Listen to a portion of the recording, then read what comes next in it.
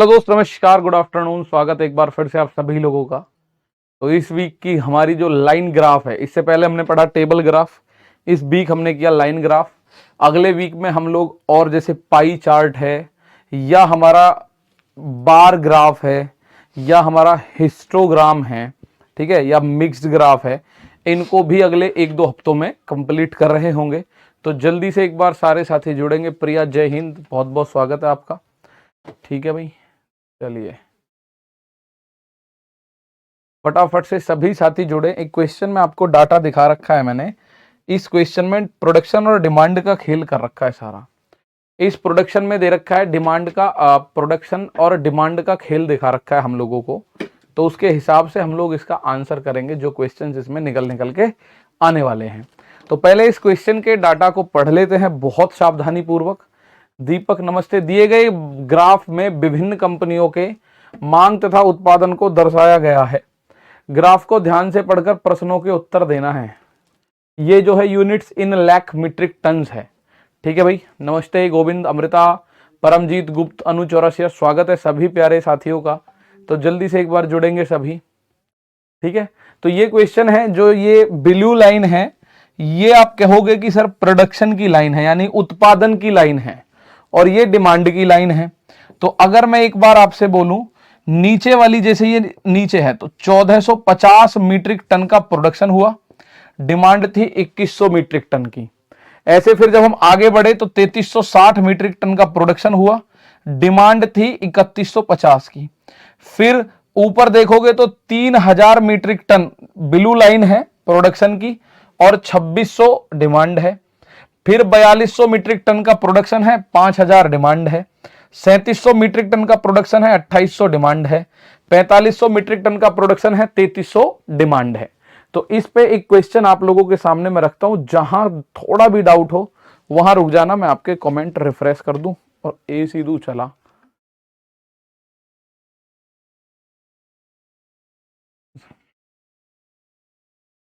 $240 अरब कल का, भाई वाह।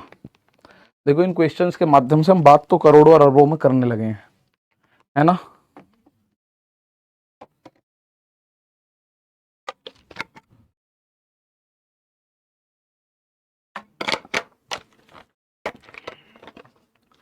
सहदेव, राधे राधे मेरे दोस्त, आइएगा। उत्पादन से अधिक मांग वाली कंपनी तथा उत्पादन से कम मांग वाली कंपनियों का रेशियो बताओ। इधर तो देखनी है उत्पादन से अधिक डिमांड, और इधर देखनी है कम डिमांड। भाई, उत्पादन से अधिक डिमांड और उत्पादन से कम डिमांड। तो उत्पादन से अधिक डिमांड वाली कितनी है? उत्पादन है नीला लाइन, नीली से ऊपर, जैसे एक तो ये है, ये नीली से नीचे है, ये वाली नीली से नीचे ही है 2600, ये नीली से ऊपर है। तो उत्पादन से अधिक वाली जो कंपनी है, जिनमें डिमांड ज्यादा है, वो 2 हैं, तो बाकी सब कम वाली हैं, 1 2 4 कम वाली हैं। तो 1:2 का रेशियो बनेगा। कितने का रेशियो बनेगा? तो 1:2 का रेशियो बनेगा। चलो एक बार फिर बात करते हैं इसी पे, बात करते हैं, थोड़ा ध्यान से सुनिएगा। ये कह रहा है उत्पादन से, यानी कि प्रोडक्शन से ज्यादा डिमांड किस किस वर्ष कितनी कंपनियों में है। उत्पादन से ज्यादा डिमांड, तो उत्पादन है नीली लाइन, तो नीली लाइन यहां नीचे है, यहां ऊपर है, तो एक तो यहां डिमांड ज्यादा है, दूसरा यहां नीली ऊपर है, यहां भी नीली ऊपर है, यहां नीली नीचे है, यहां डिमांड ज्यादा है, यहां भी नीली ऊपर है, यहां भी नीली ऊपर है। तो भैया 2 जगह तो नीली वाली ऊपर है, यानी कि डिमांड ज्यादा है, तो बची 4 कंपनियों में डिमांड कम होगी। टोटल 6 कंपनियां हैं, कोई ऐसा भी नहीं है कि बराबर चल रहा हो मामला। तो 2 में अगर डिमांड ज्यादा है तो 3 में डिमांड कम होंगी, ठीक है। तो आप बोलोगे सर 2 में अधिक है, 4 में कम है, तो 2 और 4 का रेशियो 1:2 का रेशियो बनता है। That is the answer. Company B की मांग कंपनी एफ के उत्पादन का कितना % है? कंपनी बी की मांग यानी कि डिमांड, और का किसके साथ है? एफ का उत्पादन, बी की मांग एफ के उत्पादन का कितना % है? तो बी की मांग को ऊपर लिख दो, एफ के उत्पादन को नीचे लिख दो, इनटू में 100% लिख दो, आपका काम हुआ धरा है। तो इसको अच्छे से पढ़ना पड़ेगा। बी की मांग कितनी है, डिमांड बी की डिमांड ये रहा, बी की डिमांड है 3150, जो ऑरेंज लाइन है वो है डिमांड की, तो 3150 बी की डिमांड है। और एफ का प्रोडक्शन कितना है, प्रोडक्शन है ये ब्लू लाइन, एफ का प्रोडक्शन है ये 4500, तो 3150 जो है मेरे दोस्त वो 4500 का कितना प्रतिशत है, 2 जीरो से 2 जीरो आगे काटेंगे, 45 से पूरा कट रहा है इसका मतलब ये। तो यहां जब आप देखोगे 5 6 के 30 बचा 1, 5 तिया 15 जीरो, 5 से 9 बार 9 सत्ते 63, तो आंसर जो आया वो आया प्यारे भाई 70%। ठीक है, वो कितना आ गया, वो आ गया मेरे दोस्त 70%। कितना आंसर आ गया, अगर आप बात करोगे तो वो आंसर आ गया मेरे प्यारे भाई 70%। कितना, 70% इज द आंसर। ठीक है, तो आपको क्या देखना था, बी की मांग, एफ का उत्पादन, एफ के उत्पादन का, तो का जिसके साथ है वो जर्नली हम नीचे लिखते हैं। ये आंसर आपके सामने आ चुका है। एक क्वेश्चन और मेरे प्यारे भाई ये रहा, इस पे भी नजर मारिएगा। पंकज अचोरी करेंगे भाई, क्विज भी स्टार्ट करेंगे इनके। ठीक है, क्विज मॉक सब कुछ स्टार्ट करेंगे धीरे धीरे। इंग्लिश में क्वेश्चन गलत है, आई माई गॉड, इंग्लिश में क्या गलत है, the demand of company B is what percent of the production of company A. B जो है ए के प्रोडक्शन का, हाँ कंपनी एफ आएगा यहाँ, तो प्यारे भाई एफ कर दो बस यहाँ, बी की मांग एफ के प्रोडक्शन का कितना परसेंट है, दैट्स इट। ये हो गया पूरा क्वेश्चन। अगला क्वेश्चन आपके सामने ये आया। अब इस क्वेश्चन को आप देखोगे एक बार, कंपनी ए का उत्पादन, ठीक है, कंपनी ए का उत्पादन कंपनी सी की मांग का कितना परसेंट है। The production of company A is approximately what percent of the demand of company C. जिसके साथ का लगा हुआ है उसको अपॉन में लिखते हैं। तो मेरे प्यारे भाई ए का उत्पादन बताना है किसके साथ, ए का उत्पादन प्रोडक्शन ऑफ ए, सी की मांग का, तो का इसके साथ लगा हुआ है, सी की मांग इंटू 100%, ए का उत्पादन production of A divided by demand of C into 100%। Approx में आंसर आएगा, हो सकता है पॉइंट्स में आ रहा हो, क्योंकि उसने लगभग में पूछ लिया आपसे, क्योंकि उसने बोल दिया अप्रोक्सीमेटली बता दो, हो सकता है पूरा ना कट रहा हो, हो सकता है कट भी रहा हो। तो ए का उत्पादन कितना है, ए का उत्पादन नीली लाइन 1450, ए का उत्पादन है 1450 अपॉन में सी की मांग, सी की डिमांड ये वाली लाइन है यानी 2600, तो 1450 जो है 2600 का कितना परसेंट है। अब मैं इसे अप्रोक्सीमेट में ऐसे बता दूंगा एकदम जबरदस्त। देखो 2600 का आधा 1300 होता है, तो 50% होता, अगर 1300 होता तो 50% 1300 होता, तो 2600 का 1% होता है 26, तो ये 1300 से 150 ज्यादा है, तो 26 पंजे 130, लगभग 50 से 5 या 6% फालतू होगा। 50 से 5 या 6% अगर अप्रोक्सीमेट में ही आंसर देना है मुझे, तो मैं इसका आंसर लगभग पूरा दूंगा 55। इसका आंसर कितना दिया जाएगा, 55 ऑप्शन। आप चाहो तो इसको पूरा कैलकुलेशन करो जी, पूरा करने पे भी यही आएगा, जैसे 2 जीरो से 2 जीरो खत्म।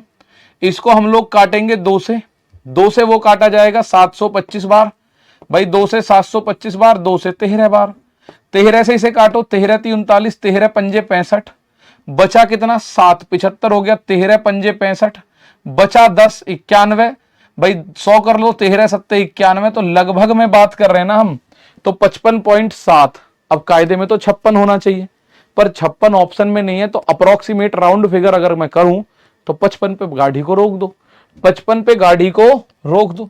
55% है ए का उत्पादन सी की मांग का, ठीक है, 55% है ए का उत्पादन सी की मांग का। अगला क्वेश्चन प्यारे साथियों ये रहा, इस क्वेश्चन पे भी आप लोगों को नजर मारनी है। मैं इसके नीचे दिए गए रेखा चित्र पर विचार करें और निम्नलिखित प्रश्नों के उत्तर दें। कुछ प्रश्न होंगे उनका उत्तर देना है, बस यहां इसको समझना जरूरी है, थोड़ा सा समझना इसको जरूरी है, ठीक है। यहां ये कह रहा है नीली लाइन जो है ना वो है एवरेज प्राइस पेट्रोल का एवरेज प्राइस है, और ये जो ऑरेंज लाइन है डीजल का एवरेज प्राइस है, ठीक है, डीजल का एवरेज प्राइस है। यानी अगर मैं जनवरी 2004 में देखूं, जनवरी 2004 में देखूं तो यहां आप लोगों को दिखाई दे रहा होगा, नीली लाइन है पेट्रोल, 36.45 रुपए प्रति लीटर था पेट्रोल। जनवरी 2005 में 40 हुआ, जनवरी 2006 में 46.76, 2007 में 46.41, 2008 में 48.65, 2009 में ये, 2010, 11, 12, 13, 14, 2014 तक का दे रखा है पेट्रोल का और डीजल का। ठीक है ना, पेट्रोल और डीजल का दे रखा है, सभी के रेट दे रखे हैं। पेट्रोल का एवरेज प्राइस जो है, ऊपर वाली लाइन पेट्रोल का एवरेज प्राइस है और नीचे वाली जो लाइन है ये डीजल का एवरेज प्राइस है। अब इस क्वेश्चन के साथ दिक्कत आएगी क्योंकि यहां तो आपको बहुत अच्छे से दिख रहा होगा, पर यहां हो सकता है आपको ऐसा लगे कि छोटा है, यहां हो सकता है आप लोगों को ऐसा लगे कि छोटा है। चलो मैं जितना पॉसिबल है उतना बड़ा कर सकता हूं, ज्यादा तो नहीं कर पाएंगे क्योंकि आगे से संख्या कट जाएगी भैया, बस इससे ज्यादा बड़ा हम नहीं कर पाएंगे इसको। अब आपको एक एक चीज गिननी पड़ेगी। 2004 और 2014 में पेट्रोल के औसत मूल्य में लगभग कितने परसेंट का अंतर है? 2004 और 14, तो 2004 में पेट्रोल का है 36.49 और 2014 में पेट्रोल का है 73.7, 73.7। तो कितने परसेंट का अंतर है ये बताओ? 36 से 73 चला गया, बताओ फटाफट से। तो मेरे दोस्त बढ़ा कितना है, अंतर कितना है भाई? इसके बाद जीरो लगाओ। 10 में से 9 गया 1, 10 में से 9 गया 1 बना, 6 में से 4 गया 2 बना और 3 में से 6 यानी 13 में से 6 गया 7 बना और 6 में से 3 गया 3 बना। तो 36 से देखोगे तो 37.21 चला गया, यानी 100% से तो ज्यादा मामला बनेगा, 100% से तो ज्यादा बनता हुआ नजर आ रहा है भाई।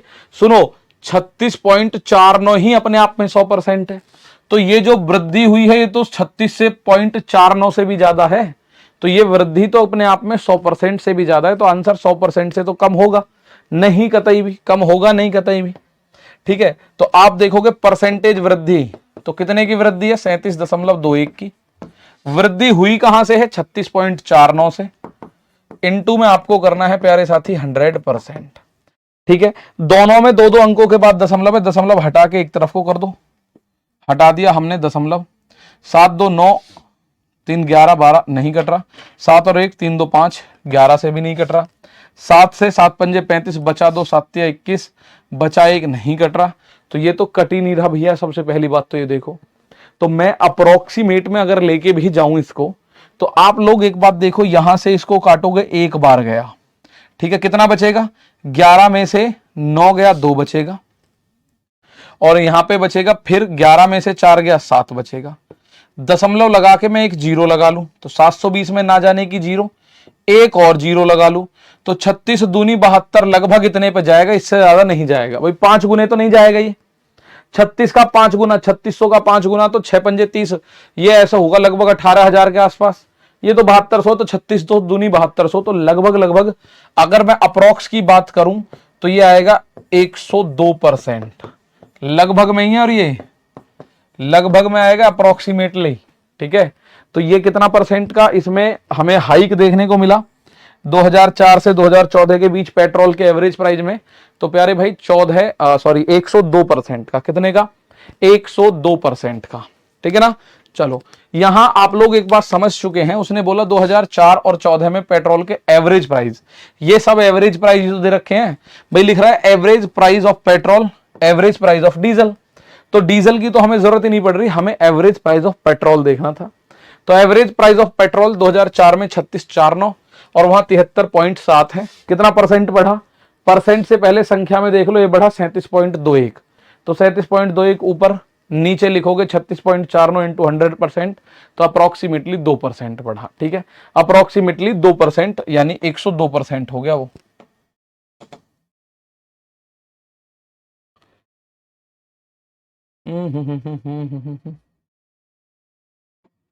किस वर्ष में पेट्रोल और डीजल के औसत मूल्य के बीच अंतर सबसे कम है? सबसे कम डिफरेंस कौन से वर्ष में है? तो आपको वो देखना है, ये दोनों लाइन सबसे ज्यादा नजदीक कहां है, जाके दोनों लाइंस सबसे ज्यादा नजदीक कहां पहुंच रही हैं, तो यहां देखो इनके बीच ये गैप बराबर सा चलता आ रहा है, यहां थोड़ा सा कम हुआ है गैप एक तो, और इसके बाद फिर गैप बढ़ता गया और लास्ट में यहां सबसे कम है, यहां सबसे कम है लास्ट 2014 में। 2014 में average price of petrol and average price of diesel ये क्या है, ये सबसे कम है। भाई आप लोगों को बस इतना ही तो देखना था कि कौन सी जगह पर या कौन से वर्ष में ये लाइन सबसे ज्यादा नजदीक आ रही है। तो मैं एक बात ये देखूं 2004, 5, 6, 7, 8, 9, 2009 में अंतर कितने का है 43, 7 में से 6 गया 1, 13 में से 7 गया 6, 42 में से 32 गया, यहां अंतर है 10 का, ये डिफरेंस है, ये अंतर है यहां 10 का। इससे भी कम कुछ हो तो यहां देख लो भाई, तो यहां 0, 10 में से 9 गया 1, 16 में से 7 गया 9, और यहां पे 72 में से 66 गया तो 6, यहां डिफरेंस है 6.91 का, यहां जो डिफरेंस है वो 6.91 का। इससे कम अंतर कहीं नहीं मिलना वाला, इससे कम अंतर मेरे प्यारे भाई कहीं भी नहीं मिलने वाला। इसी पे आधारित क्वेश्चन को आप कर सकते हो। एक और क्वेश्चन आप सभी लोगों के लिए ये रहा, इसका आंसर देने की भी कोशिश करेंगे सारे के सारे। क्या है जरा बताइएगा, 6 और 12 के बीच डीजल का औसत मूल्य कितना है? 2006-12 के बीच डीजल का औसत मूल्य कितना है? 2006 तो 2004, 2005, 2006, 2007, 2008, 2009, 2010, 2011, 2012। डीजल डीजल देख रहा है तो आपको बताना है इसका औसत मूल्य।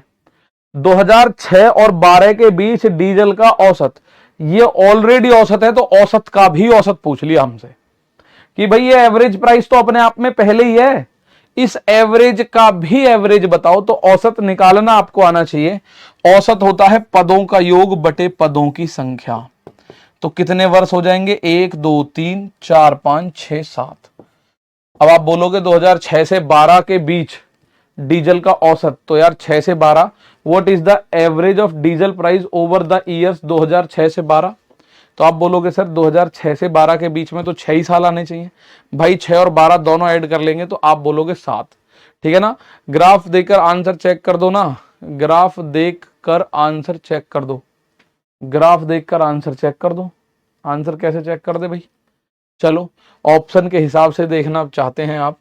सबसे पहले 7, 7 और 1 8, 8 और 1 9, 9 और 6 15, 15 4 19, 19 5 24, 24 5 29, 29 का 9 हासिल लगा 2, 4 0, 4 और 5 9, 9 और 7 16, 16 और 0 16, 16 और 8 24, 24 और 6 30, 30 2 32, 32 का 2 हासिल लगा 3, यहां दशमलव आएगा ही, 3 0, 3 और 8 11, 11 और 2 13, 13 4 17, 17 2 19, 19 3 22, 22 और 3 25 का 5 हासिल लगा 2, 4 और 4 8, 8 और 3 11, 11 और 3 14, 14 और 3 17, 17 3 20, 3 23 2 25।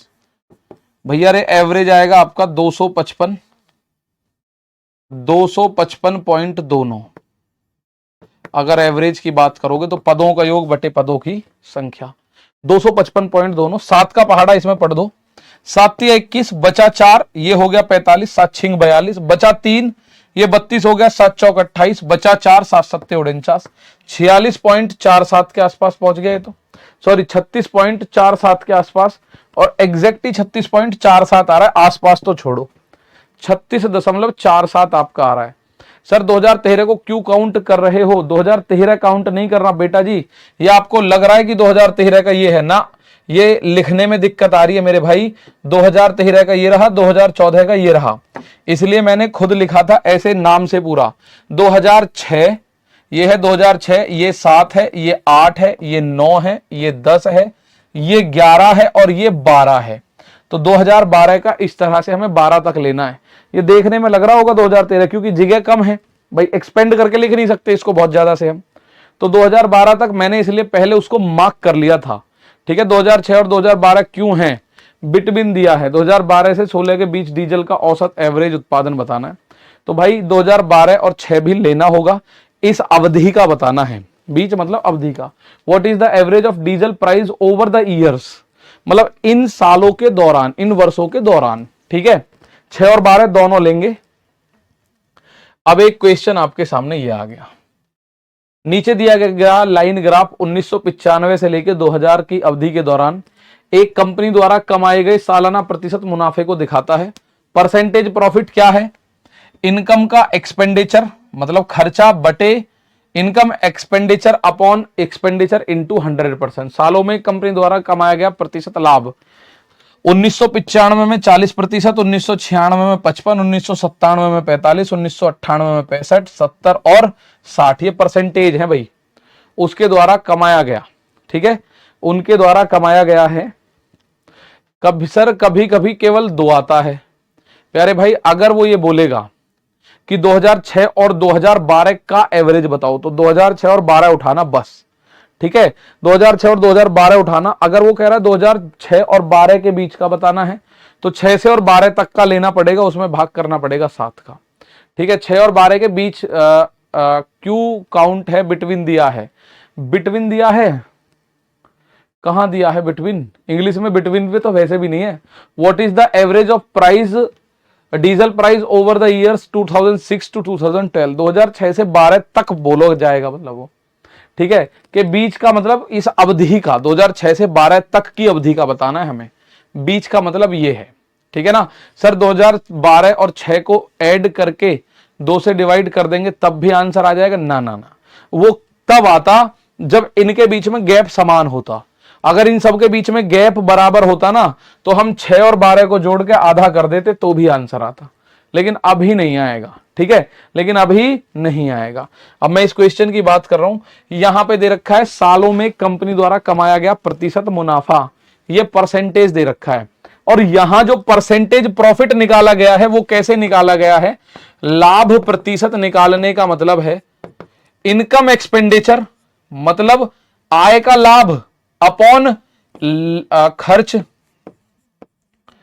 ठीक है, देखिए इनकम का खर्च ये होना चाहिए। लाभ प्रतिशत कैसे निकलता है? लाभ बटे खर्च गुणा 100%। तरीका तो कायदे का ये है। लाभ परसेंटेज कैसे निकालते हो? लाभ बटे क्रिया मूल्य यानी लाभ बटे खर्चा इंटू 100%। ठीक है, चलो फॉर्मूला पेपर में मिलेगा। हाँ, अगर ऐसा क्वेश्चन है तो मिल जाएगा, नहीं है तो आपको लाभ का फॉर्मूला हम भी बता के भेजेंगे, परेशान मत होना। ये कह रहा है यदि 1996 और 99 में खर्च बराबर है तो 96 और 99 में आय का अनुमानित प्रतिशत अनुमानित अनुपात क्रमशः क्या होगा? ठीक है ना, क्रमशः क्या होगा? ठीक है, चलो फॉर्मूले में इनकम माइनस एक्सपेंडिचर होगा। हाँ ये होगा ना, इनकम माइनस एक्सपेंडिचर। फॉर्मूला मतलब मैं देख रहा था ये गलत है, ये फॉर्मूला मेरे दोस्त गलत है। यहां मैं लिख देता हूं आपके लिए सही फॉर्मूला क्या बनेगा। यहां मैं क्या लिख देता हूं, ये होता ही ये है जर्नली, आप जब देखोगे तो होता ही ये है, होता ही ये है। अगर आप देखोगे लाभ का प्रतिशत बराबर होता है, इसने जो लिखा था वही मैं लिख रहा हूं, income minus expenditure upon expenditure into 100%।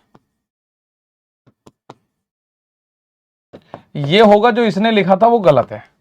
ठीक है, ये बीच में इसने एक साइन मार दिया बीच में से, और साइन उसने हटाते ही हमारा एकदम रायता सा फैल जाता है, समझ लो। तो जर्नली जो फॉर्मूला है उसे छोड़ो, लाभ का फॉर्मूला कोई चेंज थोड़ी ना हो जाएगा। लाभ का फॉर्मूला है लाभ बटे क्रिया मूल्य। क्रिया मूल्य का मतलब जो आपने खर्चा किया है इनटू में 100% करोगे। शालिनी गुड़िया, आप जब इस सवाल में देखोगी 1996 और 99 में है खर्चा बराबर, ठीक है भाई, खर्चा बराबर मान लिया।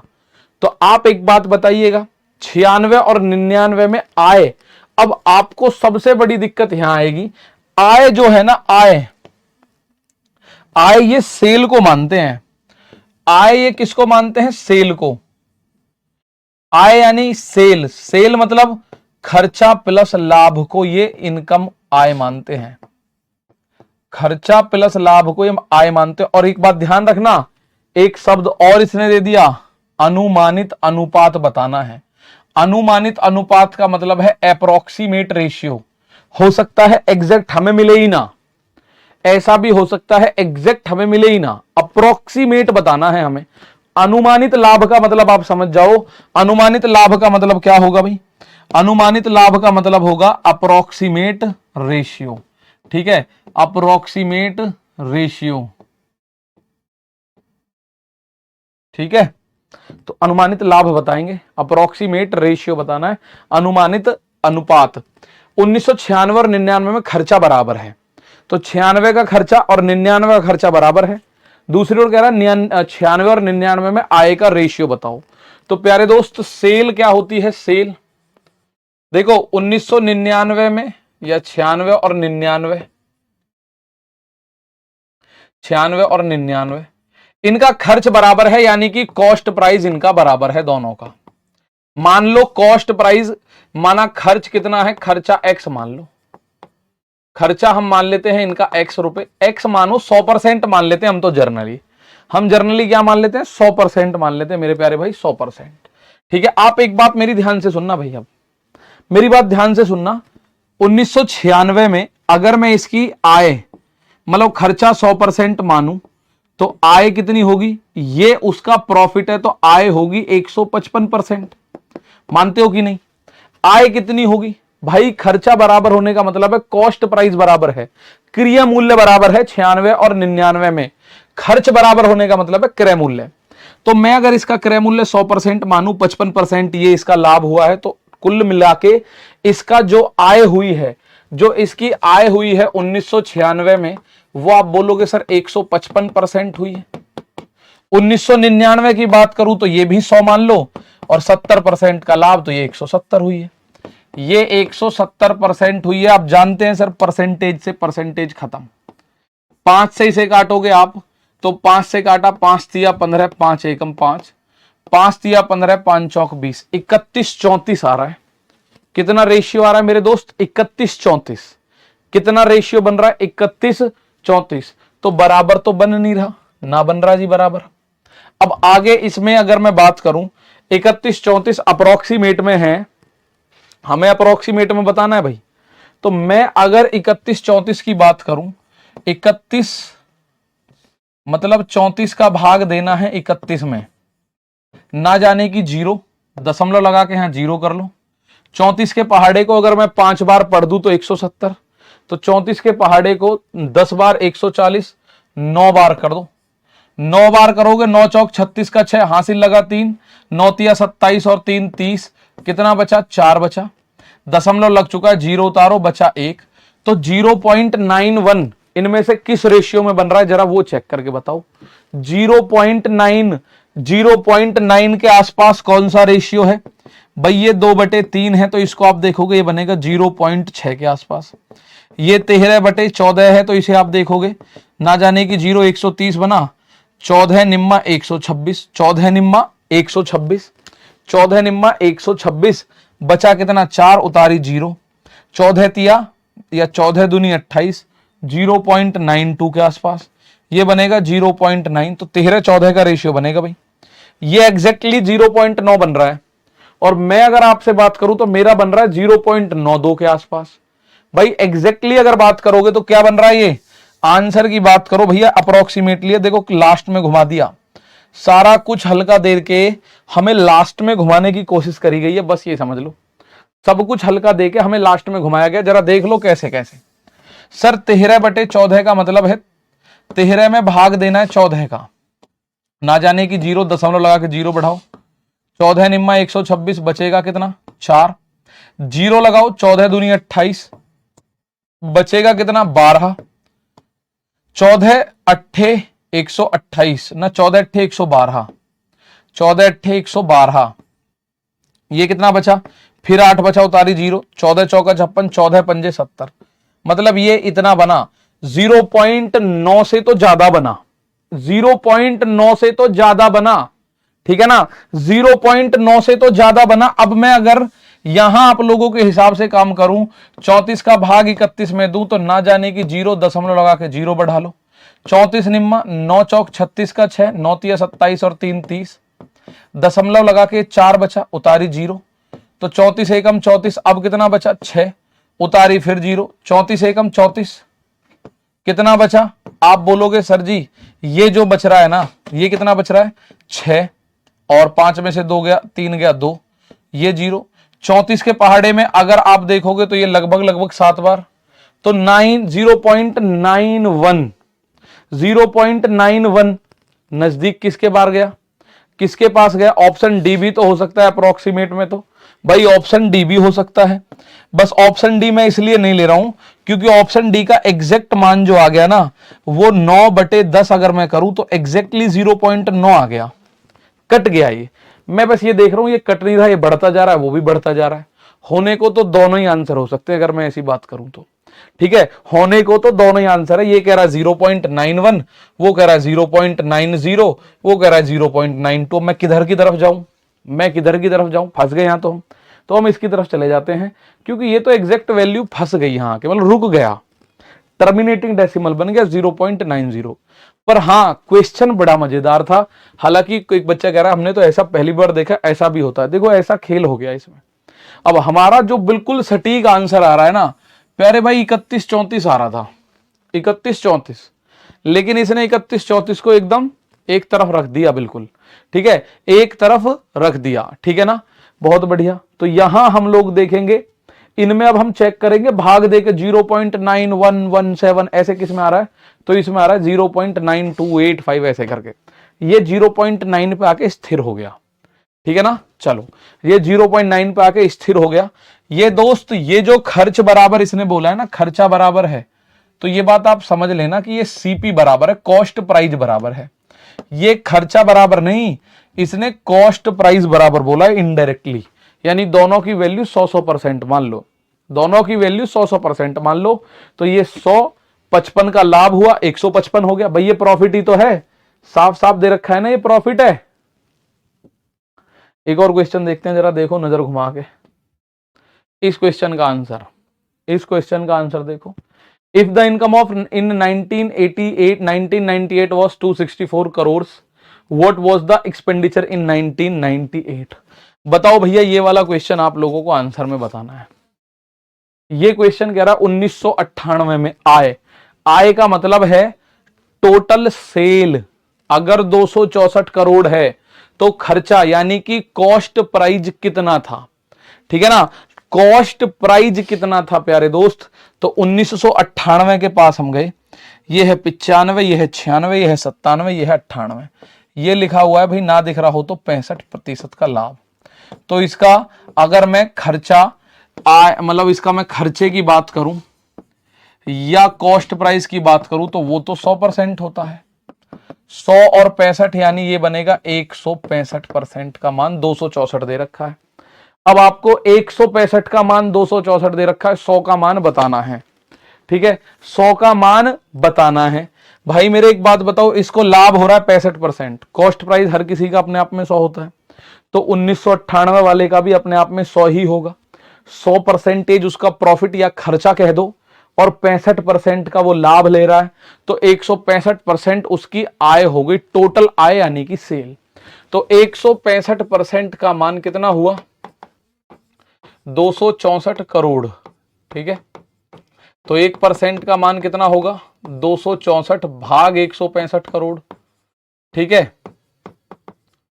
11 से कट रहे हैं क्या, 11 दूनी 22 बचा 4, 11 चौक 44, 11 एकम 11, 11 पंजे 55, 3 से काटो 8 बार, 3 से काटो 5 बार, 8/5 करोड़ आया किसका मान, 1% का। और उस कंपनी का खर्चा मतलब 100% की वैल्यू बतानी है। कंपनी का खर्चा मतलब 100% की वैल्यू बताओ। खर्चे का मतलब कॉस्ट प्राइस और कॉस्ट प्राइस का मतलब 100%।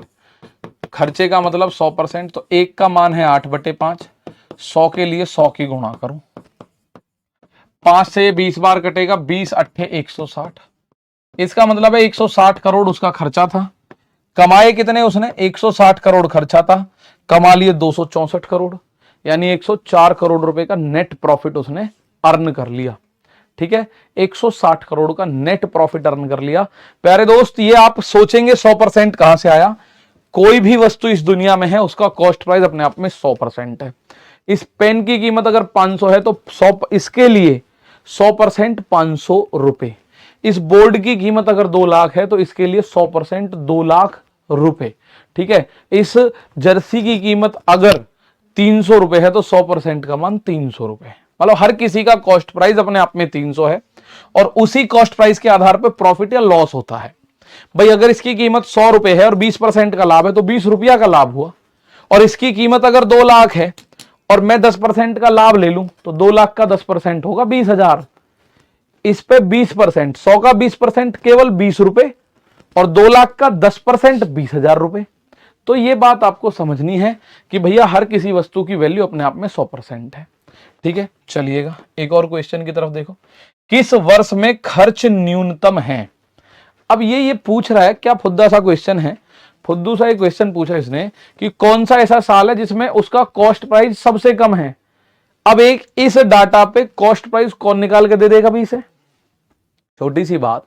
अब कोई आपसे पूछे डाटा देके, भाई मैं आपसे पूछ रहा हूं, ये तो मैंने 10% के लाभ पर खरीदी है, मैंने 20% के लाभ पर खरीदी है, मैंने 10% के लाभ पर खरीदा, ये लाइट 40% के लाभ पे, बताओ किसका कॉस्ट प्राइस सबसे कम है?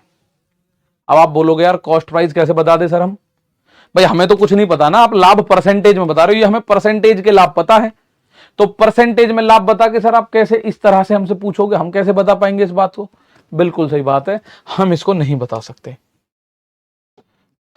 भाई आप एक बात समझो, किसका खर्चा न्यूनतम है हमें इन कंपनियों में नहीं पता क्या बन रहा क्या नहीं बन रहा। मतलब एक बात ये समझ लो, आप 4 दोस्त हो, आप 4 दोस्त सेम सोफा लेके आए लेकिन आप चारों में अलग अलग क्वालिटीज हैं।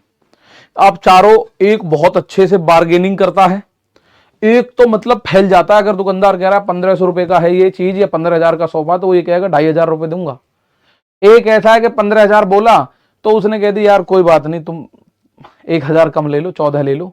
एक ऐसा है जो 12,000 में लिया है, कोई ऐसा है जो 15 के 15 पूरे दिया है। अब आप उनको बेचोगे तो बेचने के हिसाब को तो मैं ये चेक करना पड़ेगा ना, खरीद के कितने के लाए हो। माना 15 आप उसको 20,000 में सबने बेचा, एक खरीद के लाया था 2,000 में, तो उसे तो हुआ 15,000 का या 18,000 का फायदा। एक 5,000 में खरीद के लाया उसको 15,000 का फायदा। एक खरीद के लाया उसको 15,000 में उसको 5,000 का फायदा। एक खरीद के लाया 14,000 में उसको 6,000 का फायदा। अब आप मुझे केवल फायदा बता रहे हो, तो आप बोलो जी बताओ हमारा कॉस्ट प्राइस क्या है? भाई कॉस्ट प्राइस नहीं बता सकते, can not determine, can't be determined. एक और क्वेश्चन, 1999 में लाभ 4 करोड़ रुपए था, तो 2000 में लाभ कितना था? मैं इस सवाल पे कुछ भी नहीं बोलूंगा, आप लोगों से देखता हूं। इसी क्वेश्चन में यदि होता निम्न में कौन सा होगा तो आंसर हो जाता, नहीं होता। भाई आप इनमें सेल या खर्च या कॉस्ट प्राइस निकाल ही नहीं सकते, आप लाभ भी नहीं निकाल सकते। आप बोलो सर जी सबसे ज्यादा लाभ तो इसे हुआ रुपयों में, कैसे हुआ? ये तो परसेंटेज है, हो सकता है इसका खर्चा 100 रुपए का हो, 100 का 70% 70 रुपए का लाभ है, और ये जो 40 है हो सकता है इसका खर्चा 1 लाख का हो, 1 लाख का 40% 40,000 हो जाएगा, वहां 70 यहां 40,000, तो ये हम बता ही नहीं सकते। अब एक क्वेश्चन ये आया, मैं देखता हूं आप में से कौन इसमें अपना दिमाग लगा सकता है। यदि 1999 में लाभ 4 करोड़ रुपए था तो 2000 में लाभ कितना था? बहुत शानदार भाई साहब, कांट बी डिटरमाइंड, इसको भी हम नहीं बता सकते। ये एक दूसरे से तो जुड़े हुए है ही नहीं। ये अगर वो डाटा देके जोड़ता हो तो ठीक है, लेकिन अगर हम अपने पास से जोड़ने की कोशिश करें तो ये जुड़ेंगे नहीं एक दूसरे से। भाई 1999 का मुझे पता है 70% का लाभ है, तो 70% का मान 4 करोड़ है, 100% निकालूंगा तो केवल इसका कॉस्ट प्राइस निकलेगा, इससे कोई लेना देना नहीं, इससे कोई लेना देना नहीं है इसका। इन सबकी इंडिपेंडेंट वैल्यूज हैं, तो हम सन 2000 में निकाल ही नहीं सकते कि इसकी वैल्यू कितनी है, बता नहीं सकते हम उस केस में। ठीक है भाई, आओ एक और क्वेश्चन। दिए गए वर्षों के लिए अर्जित औसत लाभ क्या है? ठीक है ना, दिए गए वर्षों के लिए अर्जित औसत लाभ क्या है? हालांकि ये क्वेश्चन भी गलत है, दिए गए वर्षों के लिए अर्जित औसत लाभ प्रतिशत बताना है हमें कायदे में क्या है, क्योंकि ये परसेंटेज का प्रॉफिट है, प्रॉफिट का परसेंटेज है ये। भाई ये होना चाहिए what is the average profit percentage लिखा होना चाहिए यहां, तब बात बनेगी। Percentage earned for the given years, वरना तो ये भी नहीं बता पाएंगे हम तो ऐसे। दिए गए वर्षों में अर्जित औसत लाभ का परसेंट क्या है? भाई लाभ परसेंट आपको दे रखा है, उसका एवरेज बता दो बस। जो दिए गए वर्षों में लाभ का परसेंटेज दे रखा है उसका एवरेज बता दो, मैं लिख देता हूं जो नहीं दिख रहा होगा। ये वाला 65 है, बाकी जर्नली सारे दिख रहे होंगे, बाकी जर्नली सारे दिख रहे होंगे। ठीक है ना, तो औसत निकालना होता है पदों का योग बटे पदों की संख्या 1 2 3 4 5 6, 0 0 5 5 5 10 5 15 का 5 हासिल लगेगा 1, 6 7 13 6 19 1 20 4 24 5 29 29 4 33। अब हम इसको 6 से काटे, 6 पंजे, भाई 6 से इसको काटेंगे हम, 6 पंजे 30, बचा 3, 6 पंजे फिर 30, बचा 5, 55 सही 5 बटे 6%। एवरेज लाभ का परसेंटेज की अगर मैं बात करूं, 55 सही 5 बटे 6%, ये रहा एवरेज लाभ का परसेंटेज। अगर मैं आपसे बात करूं तो 55 सही 5 बटे 6% आपका आंसर आएगा। एवरेज लाभ का परसेंटेज, जो लाभ परसेंटेजेस आपको दे रखे हैं उनमें से एवरेज कौन सा है वो हमें बताना है। जनरल सी बात थी, ये हमने उड़ा दिया। एक और क्वेश्चन हमारे सामने आया यार, ये क्वेश्चन इसमें दूसरा भेज दिया शायद हमने, तो मैं इसमें लिखता चलूंगा क्योंकि उसमें लिखा हुआ है और ये लिख नहीं रखा हमने। एक स्कूल में हर दूसरे महीने पीरियोडिकल एग्जाम होने हैं। पहले 2001 मार्च 2002 के सेशन में क्लास 9th के एक स्टूडेंट ने सभी पीरियोडिकल एग्जाम दिए। हर पीरियोडिकल एग्जाम में उसे मिले कुल मार्क्स नीचे दिए गए लाइन ग्राफ में दिखाए गए हैं। Maximum total marks in each periodical exam. देखिए भाई, हर 2 महीने में पीरियोडिकल एग्जाम होते हैं, जैसे भाई जो क्लास टेस्ट होते हैं एक तरीके से वो चीज है, हर 2 महीने में होते हैं। अप्रैल, 1 अप्रैल में, फिर 1 मई में, फिर 1 जून, फिर 1 जुलाई, फिर 1 अगस्त, फिर 1 सितंबर, फिर 1 अक्टूबर, फिर 1 नवंबर, फिर 1 दिसंबर, फिर 1 जनवरी, फिर 1 फरवरी। ठीक है, ऐसे है। हर 2 महीने में होने वाले 6 पीरियोडिकल एग्जाम में स्टूडेंट्स द्वारा प्राप्त अंक 5000 हैं। अब 500, लेकिन इसके हिसाब से अगर मैं देखूं,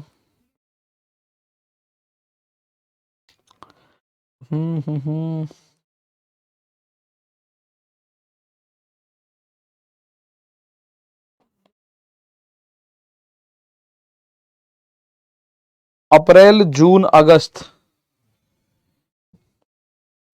भाई इसमें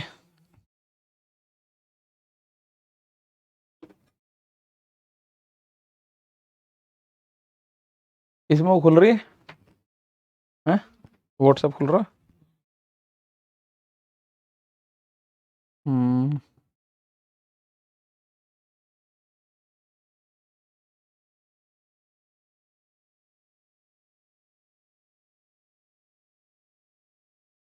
वो कर दो 1 सेकंड, सीन 2 मैं वो ले लूं।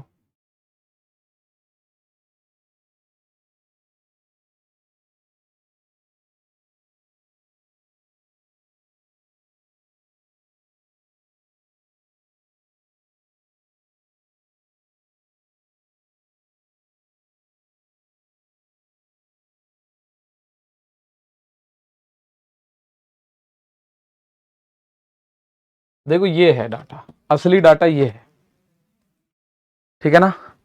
ये क्वेश्चन जम जाएगा, जमा हुआ क्वेश्चन है। उस दिन भी जो क्वेश्चंस की गलती थी वो टाइपिस्ट एरर था, टाइपिंग एरर था। ये है ओरिजिनल। अगर मैं बात करूं तो ये दिख भी रहा होगा आपको भाई, हर 2 महीने में, जैसे अप्रैल के बाद मई नहीं है, जून है, 500 में से 360, 500 में से 365, अगस्त है, फिर जुलाई नहीं, अगस्त में 370, सितंबर नहीं अक्टूबर में, अक्टूबर के बाद नवंबर नहीं दिसंबर में, जनवरी नहीं है फरवरी में। हर 2 महीने के बाद एग्जाम हुआ और उसके हिसाब से, ठीक है ना, उसके हिसाब से आप देखो, उसके हिसाब से आपको ये मार्क्स दे रखे हैं। उस बच्चे के देखो निरंतर मार्क्स बढ़ रहे हैं। कोई बच्चा है 9वीं क्लास का, उसने दिखा दिया, ठीक है ना। अब हो जाएगा ये क्वेश्चन। देखो, किस पीरियोडिकल एग्जाम में छात्र को पिछली पीरियोडिकल एग्जाम की तुलना में अंकों में सबसे ज्यादा प्रतिशत वृद्धि मिली, किसमें सबसे ज्यादा परसेंटेज में इंक्रीज हुआ है, ये बताओ। सबसे ज्यादा परसेंटेज इंक्रीज कौन से साल में हुआ है? तो हमें 4 चेक करने, जून अगस्त अक्टूबर दिसंबर। हमें फरवरी चेक नहीं करना, दिसंबर करना है, अक्टूबर करना है, अगस्त करना है, जून करना है। तो ये चारों रह गए भाई। यहां देखो परसेंटेज में देखना है कितना बढ़ा, 360 से 65, 5 बढ़ा 360 से। यहां देखो कितना बढ़ा, 5 बढ़ा 365 से। तो इससे ज्यादा तो यही बढ़ा है भाई। ये 360 बढ़ा 5, 360 पे ही 5 बढ़ गया, ये 365 पे 5 बढ़ा। यहां देखो ये 15 बढ़ा 370 पे, और लास्ट यहां देखो ये 15 बढ़ा 385 पे, ठीक है, ये 4 भिन्न बन रही है हमारे पास, ये 4 भिन्न बन रही है।